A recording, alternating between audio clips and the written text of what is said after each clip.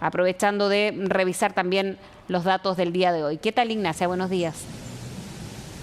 ¿Cómo estás, Fresia? Buenos días. Tú lo decías, un nuevo día con cifras altas, hoy día sobre 7.000 casos. Y ayer la pregunta para el ministro de Salud era si es que se va a aumentar o no este proceso de secuenciación de los test que se hacen acá en nuestro país con el fin de buscar que existan otras cepas circulando. Ya se ha dicho que está la cepa brasileña circulando en nuestro país, incluso hay un caso de un paciente identificado con la cepa neoyorquina y así otras más, pero tampoco hay claridad respecto a si son las únicas o no. Por eso a partir de este día lunes se va a comenzar a hacer la secuenciación de 500 test de manera semanal. Y para analizar esta situación estamos con Ricardo Soto, él es profesor asociado del Instituto de Ciencias Biomédicas de la Universidad de Chile. Ricardo, primero preguntarte hoy día el beneficio de comenzar a secuenciar al final sobre un número mayor de casos, 500 decía ayer el ministro. ¿Es adecuado? ¿Crees tú que llegamos tarde o no? Hola, buenos días en el estudio, buenos días a los televidentes. La verdad es que llegamos tarde, pero es algo que tenemos que hacer, ¿ya? Porque la única forma de saber qué está circulando en nuestro país es a través de la secuenciación genómica.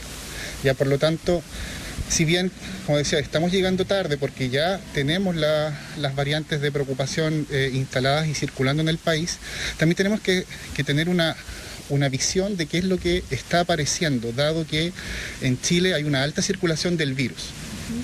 Hay especialistas, incluso el Colegio Médico de Valparaíso decía, hay que ver si es que hay una cepa chilena quizás del virus, que eso es lo que podría estar afectando hoy día los casos. ¿Eso es solamente posible de ver con esta secuenciación que se hace? Sí, claro. La única forma de tener una idea, un panorama o la película clara de qué cosa está circulando en el país es a través de la vigilancia genómica. Ya, por lo tanto, hoy día si tú me preguntas si es que hay o no hay una variante chilena, no lo sabemos, ya, porque se ha hecho muy poca secuenciación de genomas virales y a través de esta secuenciación probablemente vamos a poder pesquisar en el caso de que sí exista algún tipo de variante chilena o algún virus con mutaciones de interés que puedan ser sujeto de estudio en el futuro. Para la gente en la casa es quizás difícil entender lo que es esta secuenciación genómica. En términos simples, si lo pudiéramos explicar, al final en qué consiste y qué es lo que se identifica con esto. Ya, como todos deben saber en la casa, el virus tiene, su material genético es una molécula de ARN.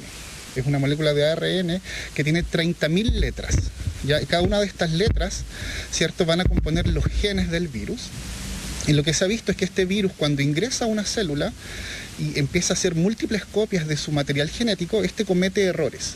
Y muchas veces estos errores le proveen al virus algún tipo de ventaja, ¿ya? Como por ejemplo lo que se ha visto en las variantes de preocupación hoy en día, que son mucho más transmisibles, ¿cierto? Algunos que tienen mutaciones que hacen que se escape a los anticuerpos neutralizantes. Entonces, la única forma de saber si es que están apareciendo estos errores, ¿cierto?, estas mutaciones en el virus, es a través de conocer cada una de las letras que compone el material genético. Y eso se logra a través de la secuenciación del genoma.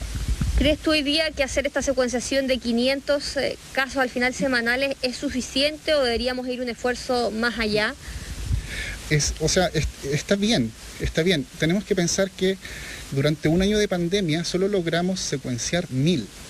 Entonces ahora hicimos 1.000 en un año y ahora estamos hablando de hacer 500, ¿cierto?, semanales, ¿no?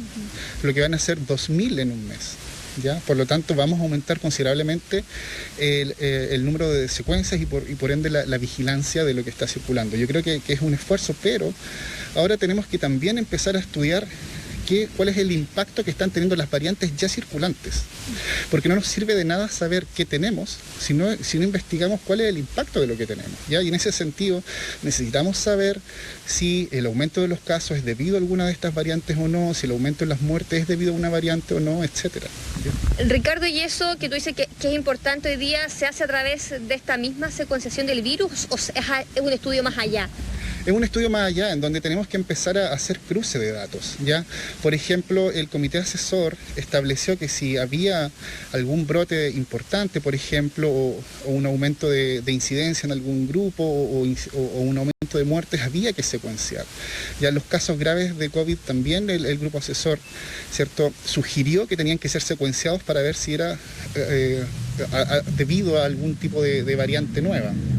Por lo tanto, hay que empezar a hacer cruce de datos. Ya, por ejemplo, hoy día nosotros ¿cierto?, nos vacunamos con el RUT, ¿cierto?, y no hacemos los PCRs con el RUT.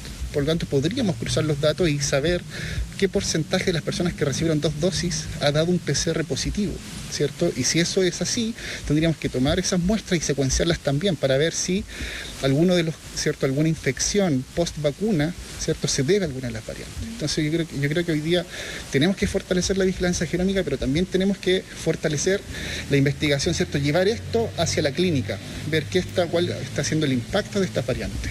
Hay una pregunta del estudio, Fresia, y yo se la transmito a Ricardo porque él no tiene retorno. Sí, gracias, Ignacia. Es para preguntarle cómo relaciona él lo que está pasando, por ejemplo, en distintos puntos, lo veíamos hoy día y lo estamos viendo en el aeropuerto, porque tiene directa relación además con estas variantes, con una discusión que había venido desde mucho antes. ¿Qué es lo que le preocupa que está pasando en la ciudadanía, en distintas zonas, con estas variantes que arriesgan ahora a que se complique todavía más la pandemia?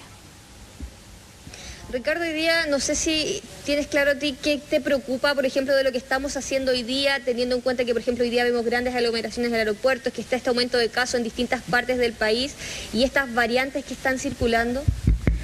Yo creo que hay que fortalecer las medidas, ¿cierto? Pero también hay un tema que es personal. Ya hay mucha gente que no le está tomando el peso real a esta situación y decide salir, decide tomar vacaciones, decide tomarse un fin de semana de relajo. Yo creo que esto lo tenemos que resolver entre todos, ¿ya? Y tenemos que todos, ¿cierto?, estar conscientes de que estamos viviendo una situación crítica.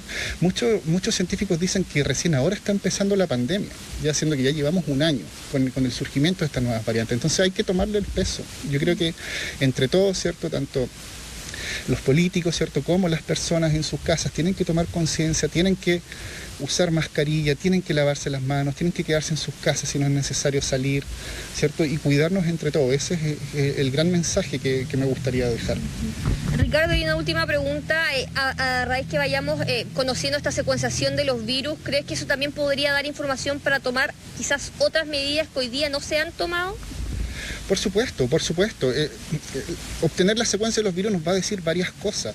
Ya hay identificadas varias mutaciones, por ejemplo, que están asociadas a por ejemplo, escape de los anticuerpos neutralizantes, lo que podría tener impacto en la eficacia de las vacunas. Entonces, al tener la secuencia de los virus, podríamos ir, ¿cierto?, adelantándonos en tomar medidas que puedan tener un impacto también en la sociedad para el control de la pandemia. Absolutamente.